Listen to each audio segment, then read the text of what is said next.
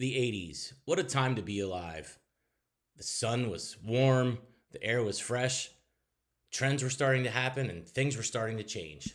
One of the newer trends that was occurring was aggressive BMX, dirt, and freestyle riding, coming out of California in the 70s, but really hitting its stride in the 80s. Everyone wanted one of these rad new bikes.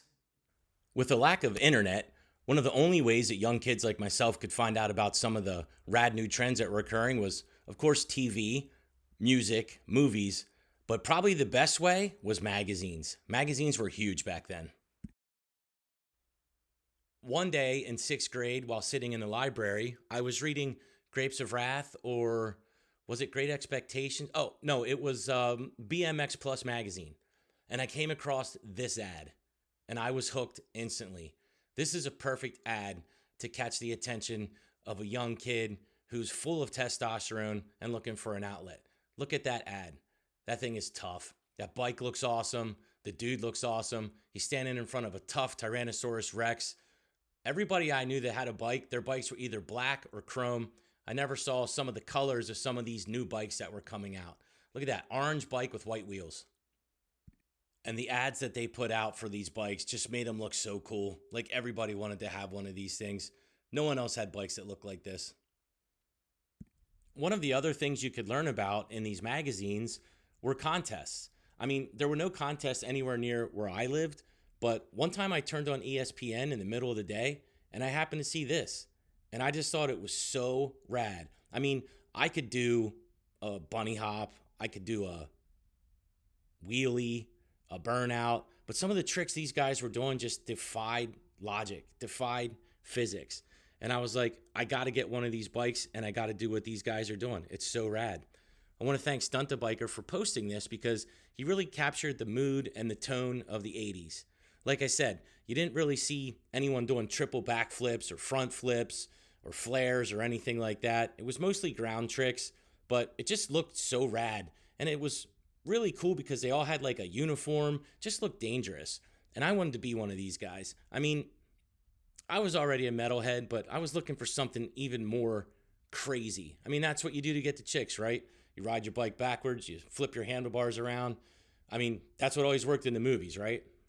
And speaking of movies, this is how you knew that this aggressive BMX and freestyle biking thing was starting to get very mainstream and very popular. There was a couple movies about it, including one called BMX Bandits, featuring a young Nicole Kidman, and her friends and her saved the town just by riding on their bikes and doing some rad tricks. Speaking of rad tricks, man, I'm good with segues. There was another movie called Rad featuring a young Lori Loughlin where she falls in love with Crew Jones and he's got to decide between going to college and beating the hell track. I mean, we've all been there. You know how difficult that can be. What a decision he had to make. He ended up being able to do the hell track and also went to a dance with Lori. I forget what her character's name was in the movie, but they did this amazing dance routines all on BMX bikes. It was so great, so beautiful. It just blew my mind. And it was totally original. I mean, I grew up in the 80s and I went to a total of about 0 dances, but I never even heard of anyone doing a dance routine on bikes. It still blows my mind. What a concept. These dudes on these bikes in the magazines just look so awesome. And the bikes had really cool names like Mongoose and Skyway. And there was GT and Redline and Haro and Hutch and just awesome names. And they just look so cool.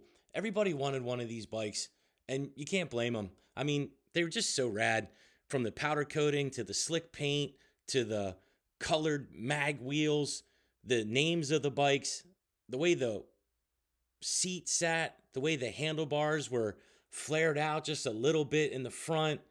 Just amazing. They just look like they could do anything. They look like war machines. And I wanted one of these war machines so badly. But I had to face the reality of the situation I was in. Came to find out that as cool as these bikes look, and they do look cool, and I wanted one badly, they were super expensive. They started out about $250 to $300. I was too young for a job, and my grandparents both worked factory jobs and were nearing retirement. So, as much as I wanted one, I never asked for one.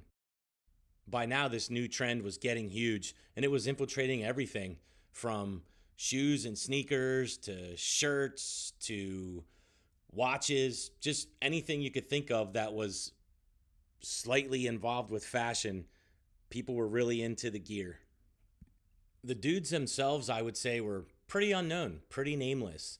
I'm sure they were super popular at contests, and in their neighborhood, they were so rad. But where I'm from, we hadn't heard of these guys just yet. We weren't on the cutting edge out there in California. These guys were good, and they were very cool. And just because I hadn't heard of them doesn't mean anything. They were probably super popular. I just didn't hear of them. Not until probably the mid 90s, early 2000s, until I saw a dude named Dave Mira. I thought this guy was so awesome, and I would see him in interviews, and he just seemed like such a cool guy. Now these guys were starting to get some fame because of things like the X Games. And actually, at the X Games, I got this guy's autograph, Matt Hoffman. He was super rad. He was sitting on his bike getting ready to go down the ramp in the back. And I saw him and walked over to him and asked him to sign something. And he was like, sure, dude. And he signed it, and I walked away and I said, good luck. What a cool story. But I digress. Back to my younger years. So, as much as I love the bikes, I love the way they looked. I had a friend or two that had bikes like this, and when you rode them, you really could feel a difference. Like you felt like you were riding something expensive. As much as I loved the dudes and the lifestyle and wanted to be part of it, I just knew that I couldn't afford these kind of bikes, and I knew my grandparents couldn't afford these kind of bikes, and they raised me. And I mean, I love these bikes, but this was the bike that I got, a Kent Barrage. When they asked me what I wanted for Christmas, I just said a dirt bike, and that's what they got me. They got me a dirt bike, a Kent Barrage, Barrage.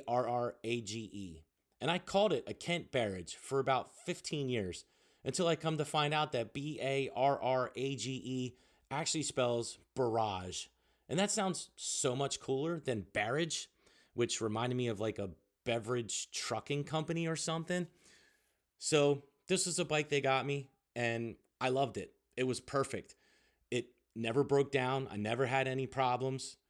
I customized it a little bit and popped the handlebars out a little bit and moved the seat back, took the gooseneck padding off, took the chain guard off, and it looked just like all those other bikes. It wasn't. It didn't have the price tag, but it sure did have the quality, and it lasted me forever.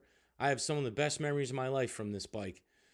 Me and some of my friends in the neighborhood would ride around in a circle in my uncle's driveway, or we would go out and explore the neighborhood. And we lived out in the woods, so we were riding through woods beside rivers. We would ride through the nurseries, dodging trees, and set up ditch ramps and dirt ramps, and try and learn some of these tricks that we were seeing, and fall and scrape our elbows and scrape our knees.